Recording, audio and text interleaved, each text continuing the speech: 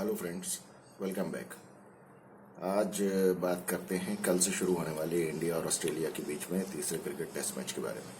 Frankly मैं पिछले 2-3 दिन से सोच रहा था कि एक प्रीव्यू वीडियो बनाया जाए, लेकिन मुझे समझ ही नहीं आ रहा था कि इसमें बात करने के लिए है क्या कुछ। क्योंकि जिस तरह से ऑस्ट्रेलिया ने पहले 2 टेस्ट मैचेस में क्रिकेट खेला है और जिस तरह से उन्होंने सरेंडर किया है, तो मतलब कुछ बात करने के लिए ज़्यादा है नहीं। लेकिन फिर भी देखते हैं कि आगे ये क्या करते हैं। अब अगर हम ज़रा पहले 2 टेस्ट मैचेस का अगर रिकैप करें, तो आप ये देखिए कि यहाँ आने के पहले ऑस्ट्रेलिया ने पूरी तरह से वो करने की कोशिश की जिसके लिए कि वो लोग जाने जाते हैं और माहिर हैं, कि जब वो खुद ऑस्ट्रेलिया में अपने फेवर की पिचेस बनाते हैं तब वो किसी बात का जवाब देने के लिए तैयार नहीं होते। लेकिन जब भी वो इंडिया आते हैं तो हमेशा वो इस तरह की बहानेबाजी करते हैं कि यहाँ तो इस तरह की पिचेस बनती हैं और हमको टूर गेम्स नहीं दिए गए और हमको साइड गेम्स नहीं दिए गए और हमको वैसी पिचेस नहीं दी गई। यहाँ पे कभी भी वो स्किल सेट की बात नहीं करते। स्पिन बॉलर्स को अच्छी तरह से खेलना क्या स्किल नहीं होती है? तो खैर ये तो बहानेबाजी है और इंडिया को उन्होंने काफ़ी प्रेशराइज करने की कोशिश की।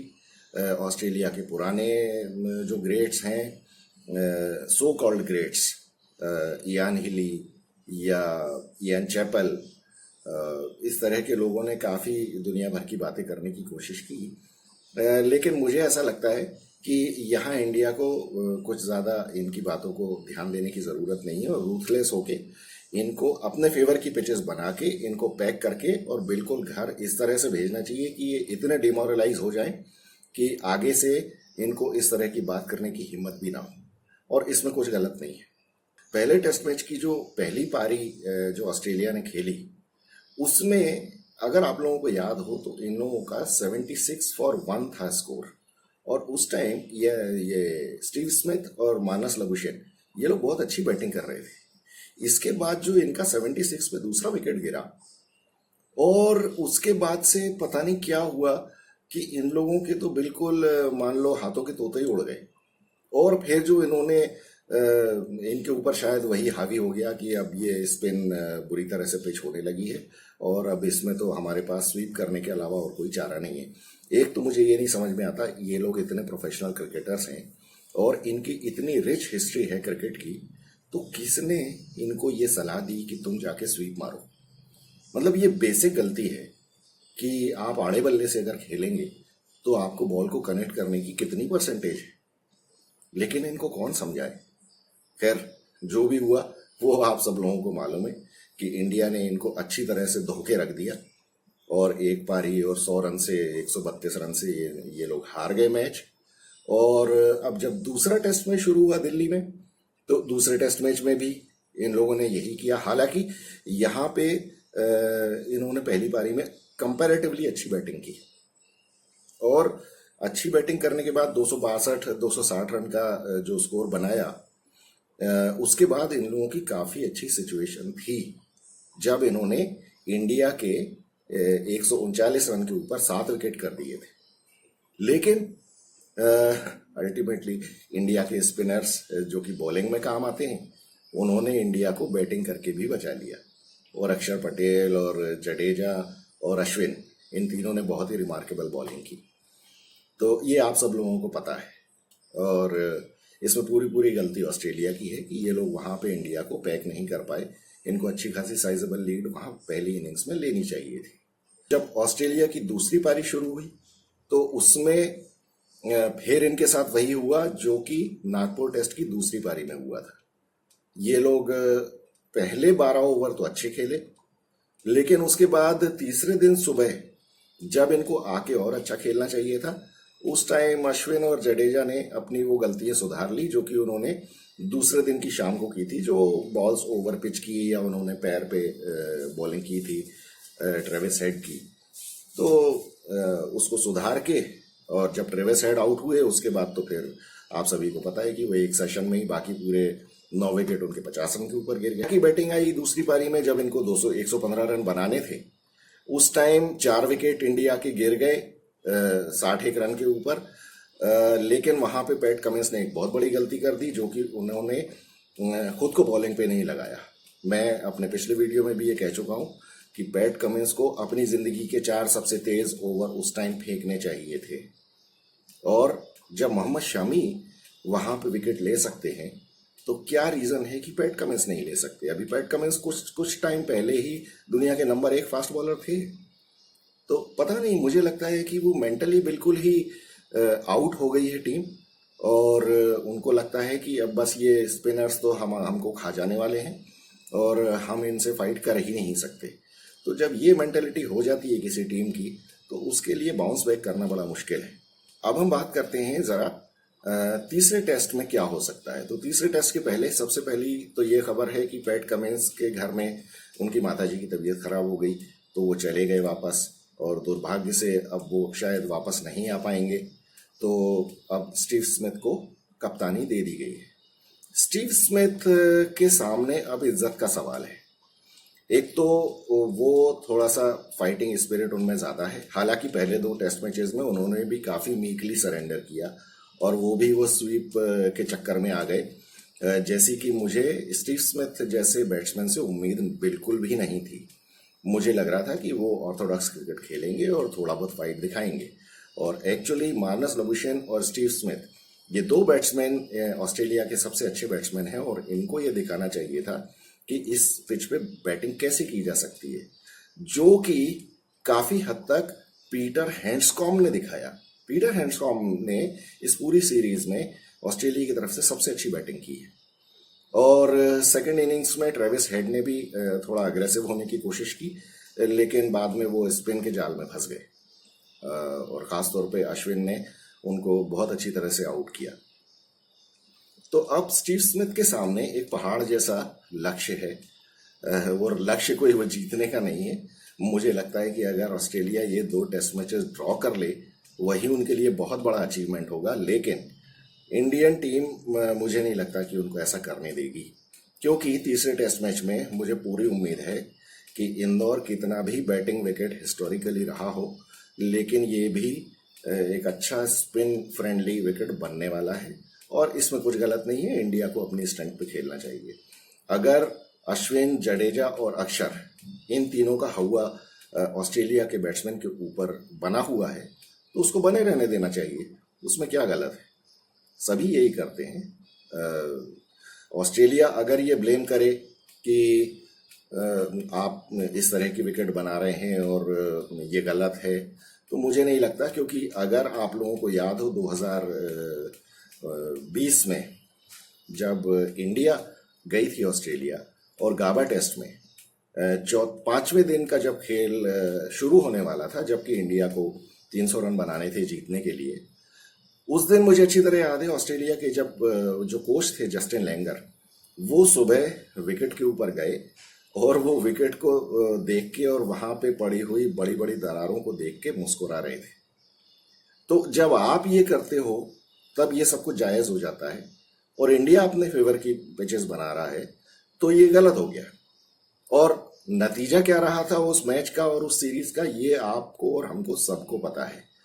तो ये बात ऐसी है कि जिसके ऊपर ज्यादा ध्यान देना नहीं चाहिए। ऑस्ट्रेलिया की टीम में अब जैसे पैट कमिंस नहीं है, तो खबर ये आ रही है कि कैमरून ग्रीन फिट हो गए हैं, तो वो टीम में आना चाहिए उनको। और मिचेल स्टार्क ने हालांकि ये कहा है, उनसे जब पूछा गया कितने फिट हैं ये टेस्ट मैच खेलने के लिए, तो उसने कहा कि 100% फिट तो कोई भी कभी भी नहीं होता है। और ये मैं अपने पिछले वीडियो में भी ये कह चुका हूँ, चेतन शर्मा वाले वीडियो में, कि कोई भी इस लेवल पे खेलने वाला कोई भी क्रिकेटर 100% फिट कभी भी नहीं होता है। थोड़ा बहुत निगल तो किसी ना किसी को रहता ही है। मिचेल स्टार्क जो है, अब आप सभी लोग जानते हैं कि उन्होंने पिछले कुछ सालों से T20 और वनडे क्रिकेट को थोड़ा सा साइड पे रख के टेस्ट मैचेस पे ही कंसंट्रेट करना शुरू किया है, और उनको जितना एक्सपीरियंस है वो काफ़ी हैंडी रहेगा। हालांकि कैमरून ग्रीन से मुझे कोई बहुत ज़्यादा उम्मीद नहीं है, क्योंकि देखिए अभी तक जो उन्होंने बैटिंग की है वो सिर्फ वाइट बॉल क्रिकेट में की है। और वाइट बॉल क्रिकेट और रेड बॉल क्रिकेट में चॉक एंड चीज जैसा डिफरेंस है। तो अभी मुझे लगता है कि कैमरून ग्रीन को भी अभी आटे दाल का भाव पता चलने वाला है। और बॉलिंग तो ठीक है, हाथ घुमा के बॉल फेंकना है। तो देखते हैं वो क्या करते हैं। स्पिन फ्रेंडली विकेट जो कि बिल्कुल मुझे उम्मीद है कि बनने ही वाला है इंदौर में और इवन अहमदाबाद में भी। तो लेकिन मिचेल स्टार्क अपने एक्सपीरियंस से कुछ कुछ तो कर सकते हैं अगर वो पांचों दिन फिट रहे तो। 5 दिन मैंने कह तो दिया, लेकिन ये क्या जाएगा तीसरे दिन से आगे ये मैच, ये भी देखना है। हालांकि स्टीव स्मिथ अब देखना है कि कितनी हवा भर सकते हैं अपनी टीम में। और इन लोगों के साथ ये है कि ये प्रेस्टीज और प्राइड के लिए तो इनको खेलना ही है, और उसके साथ इनका रिकॉर्ड भी रहा है कि ये बेईमानी करने से भी हिचकते नहीं है। तो ये किसी भी लेवल की बेईमानी कर सकते हैं। एक ये ऑस्ट्रेलियंस और दूसरे पाकिस्तानी, इन लोगों से मुझे पूरी उम्मीद है कि ये किसी भी हद तक जाके बदमाशी कर सकते हैं, चाहे वो बॉल टेम्परिंग हो या थूक लगाना हो या कुछ भी करना हो, ये कुछ भी कर सकते हैं। अब पता नहीं इन लोगों को इस तरह से जीतने में या मैच खेलने में किस तरह का सुकून मिलता है। कोई आदमी अगर बेईमानी करने पे उतर ही आए तो फिर उसका हाल पाकिस्तान जैसा ही होता है। और अभी ऑस्ट्रेलिया भी मुझे लगता है कि हो सकता है कि कुछ गड़बड़ी भी करे। देखेंगे हम क्या होता है। बहुत से लोग ये कह रहे हैं कि ये ऑस्ट्रेलियन टीम वैसी ऑस्ट्रेलियन टीम नहीं लग रही है जो अपनी स्लेजिंग वगैरह के लिए विख्यात है। और जैसे ग्रेग चैपल ने भी बहुत गालियां निकाली हैं अपनी टीम के ऊपर, और एलन बॉर्डर और यान चैपल, ये लोग भी बोल रहे हैं कि ये लोग काफ़ी फ्रेंडली एटमॉस्फेयर में खेल रहे हैं। अब हालांकि फ्रेंडली एटमॉस्फेयर में खेलना कोई गलत बात नहीं है। न्यूजीलैंड हमेशा से फ्रेंडली एटमॉस्फेयर में ही खेलती रही है बाकी टीमों के साथ। और लेकिन ऑस्ट्रेलियंस जो हैं वो लड़ने झगड़ने के लिए बिल्कुल कुख्यात हैं। इनका तो पेट का खाना ही नहीं हजम होता है जब तक ये लड़ाई झगड़ा ना करे। लेकिन एक बहुत बड़ा रीज़न रहा है क्योंकि ये अब ये आईपीएल में खेलने आते हैं, तो इनको भी अल्टीमेटली देखिए हर आदमी पैसे के लिए ही खेल रहा है। अब इनको भी पता है कि अगर ये यहाँ ज़रूरत से ज़्यादा अगर बदतमीजी करेंगे तो इनके आईपीएल के कॉन्ट्रैक्ट्स खतरे में पड़ सकते हैं। और इंडिया और बीसीसीआई अब इतनी ज़्यादा स्ट्रांग है कि इनको कोई फर्क नहीं पड़ता है कि सामने वाले टीम या सामने वाले प्लेयर कोई हमारे यहाँ खेलने आ रहा है या नहीं आ रहा है। तो क्योंकि इंडिया और बीसीसीआई ये ही पूरी वर्ल्ड क्रिकेट चला रहे हैं। बीसीसीआई से झगड़ा मोल लेना आज किसी भी बोर्ड के बस की बात नहीं है। और आईसीसी भी वो कहने के लिए जो कुछ भी थोड़ा बहुत करते हैं वो करते हैं, अदरवाइज इनके भी बस का कुछ है नहीं। तो बढ़िया। तो ऑस्ट्रेलियन टीम में जो बदलाव होने की संभावना है वो पैट कमिंस की जगह मिचेल स्टार्क, और अब ये देखना है कि ये कैमरून ग्रीन को किसकी जगह लेके आते हैं। 3 स्पिनर खिलाते हैं या नहीं खिलाते हैं, क्योंकि देखिए पैट कमिंस के जाने के बाद उनका तो सीधा सीधा रिप्लेसमेंट मिचेल स्टार्क है। अब लेकिन ये है कि कैमरून ग्रीन को कैसे फिट करेंगे, क्योंकि स्पिनिंग ट्रैक तो होना ही है। अब ये 3 स्पिनर खिलाते हैं या नहीं। टॉड मर्फी, नैथन लॉयन को निकालने का सवाल ही नहीं है। अब मुझे लगता है कि कुनमैन जो नया बच्चा है उसका परफॉर्मेंस कोई बहुत ज्यादा अच्छा नहीं रहा। हालांकि उसने वो एक कंट्रोवर्शियल विकेट विराट कोहली का लिया, लेकिन मुझे लगता है कि अगर कैमरून ग्रीन को खिलाया तो उसकी जगह ही खिलाना पड़ेगा इनको, क्योंकि ये बैट्समैन कम करने का रिस्क ले नहीं सकते। ट्रेविस हेड और पीटर हैंड्सकॉम्ब ने काफ़ी अच्छी बैटिंग की, और मानस लबुशेन और स्टीव स्मिथ इतने बड़े बैट्समैन हैं कि उनको छोड़ने का सोच भी नहीं सकते। हाँ, ये हो सकता है कि डेविड वार्नर अब इस मैच में नहीं होंगे, क्योंकि डेविड वार्नर तो बहानाबाजी करके कॉन्कशन की वजह से वो चले गए।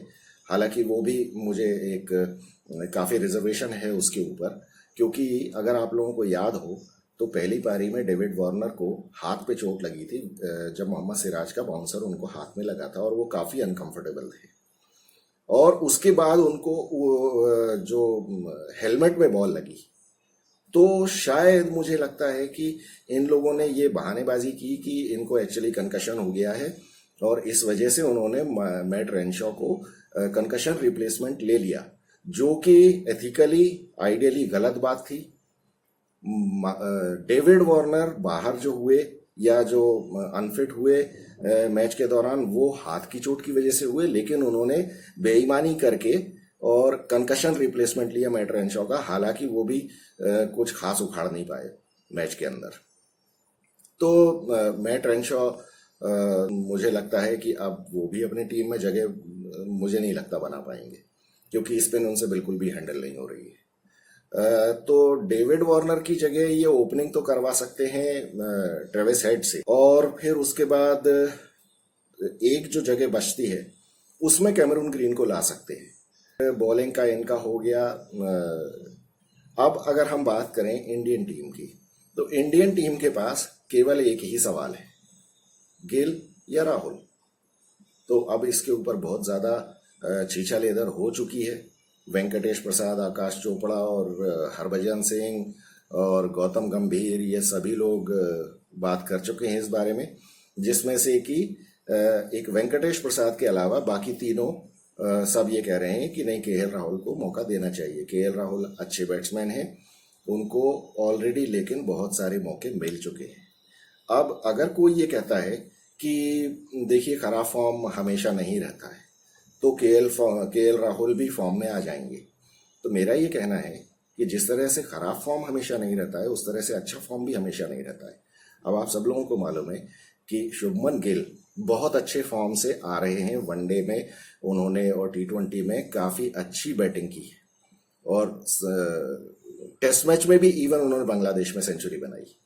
तो इतने अच्छे फॉर्म्स के साथ अगर कोई बैट्समैन बेंच पे बैठा रहेगा, तो वही आर्गुमेंट यहाँ पे भी लागू होना चाहिए कि अच्छा फॉर्म भी हमेशा नहीं रहता है।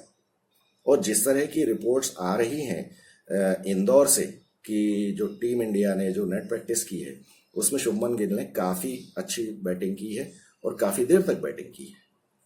तो मुझे लगता है कि अब केएल राहुल का टाइम आ गया है कि उनको शायद कल डिक्लेयर किया जाएगा कि उनको निगल आ गया है, या वो रेस्ट करना चाहते हैं, या उनको रेस्ट करवाया गया है। तो अगर ऐसी कोई खबर आती है तो आप लोग ज़्यादा सरप्राइज ना हो। और मुझे लगता है कि शुभमन गिल अगर खेले तो शुरू के टॉप 3-4 बैट्समैन में से 2 सेंचुरीज इंडिया की तरफ से आप एक्सपेक्ट कर सकते हैं। एक बहुत अच्छी चीज़ ये हुई है कि इंडिया ने टॉस कोई भी नहीं जीता दोनों टेस्ट मैचेस में। अगर इंडिया ने टॉस जीत के पहले बैटिंग की होती तो ऑस्ट्रेलियन टीम को ये कहने के लिए बहाना मिल जाता कि हम क्या करें, हम तो टॉस ही हार गए, और फिर बाद में इतनी स्पिन फ्रेंडली विकेट पे हमारे लिए तो खेलना मुश्किल था, और इंडिया ने ये गलत किया। तो actually it was a blessing in disguise कि इंडिया टॉस हार गई। और मैं तो ये कहता हूं कि अच्छी बात है कि अगले 2 टेस्ट मैचेस में भी इंडिया टॉस हार ही, क्योंकि उससे कोई ज्यादा फर्क पड़ने वाला ये जब स्पिन फ्रेंडली विकेट बनने वाले हैं तो बॉल पहले दिन से और हो सकता है पहले घंटे से ही स्पिन करने लगे। जब स्पिन करने लगेगी तो ऑस्ट्रेलिया की टीम में ऑलरेडी अफरा तफरी मची हुई है और घमासान हो जाएगा। तो इन लोगों से बैटिंग होने वाली नहीं है। तो इंडिया पहले पारी में पहले बैटिंग करे या बाद में बैटिंग करे, उससे बहुत ज्यादा फर्क पड़ना नहीं है, लेकिन इनको अपनी पहली पारी बहुत अच्छी तरह से खेलनी होगी, क्योंकि हम दिल्ली टेस्ट के दूसरे इनिंग्स में देख चुके हैं कि ऑस्ट्रेलिया के स्पिनर्स भी कोई कम नहीं है, और नेथन लॉयन उनके पास भी अच्छा खासा 450 विकेट से ज्यादा का एक्सपीरियंस है, और वो किसी भी दिन ऐसा स्पेल डाल सकते हैं जो इंडिया को भारी पड़ जाए। एक सेशन में वो भी 6-7 विकेट निकाल सकते हैं, जो कि वो पिछले टेस्ट में दिखा चुके हैं। तो इसलिए इंडिया को भी थोड़ा संभाल के खेलना जरूरी है, और टॉप ऑर्डर को अब रन करने का टाइम आ गया है, क्योंकि हर टाइम आपको अक्षर, अश्विन और जडेजा नहीं बचाएंगे, और हर बार आपके 140 में 5 विकेट हो जाते हैं, ये कोई बहुत अच्छी बात नहीं है। इस तरह से खैर वर्ल्ड टेस्ट चैंपियनशिप का जो फाइनल है उसमें आधा कदम तो इंडिया का जा चुका है, उसमें तो बहुत ज़्यादा परेशानी हो जाएगी इनको, क्योंकि वहाँ पे ऑस्ट्रेलिया इस तरह की ऑस्ट्रेलिया नहीं रहेगी अगर ऑस्ट्रेलिया ही फाइनल में पहुँचती है।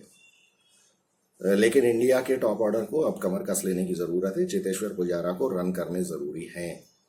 विराट कोहली की अगर हम बात करें तो विराट कोहली पिछले 2 टेस्ट मैचेस में जिस तरह से खेले हैं वो मुझे पिछले 2 साल में इतने कॉन्फिडेंटली खेलते हुए कभी नहीं दिखे। तो ये एक बहुत अच्छी खबर है, और मुझे लगता है कि विराट कोहली हर हालत में इन 2 टेस्ट मैचेस में स्कोर करने वाले हैं।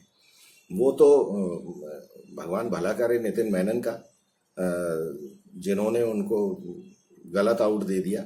अदरवाइज विराट कोहली तो दिल्ली टेस्ट में ही मुझे लग रहा था कि सेंचुरी जड़ने वाले हैं। नितिन मेनन को कोई समझाए कि भैया थोड़ा अंपायरिंग के बेसिक्स सीख लो और उल्टे सीधे डिसीजन मत लो।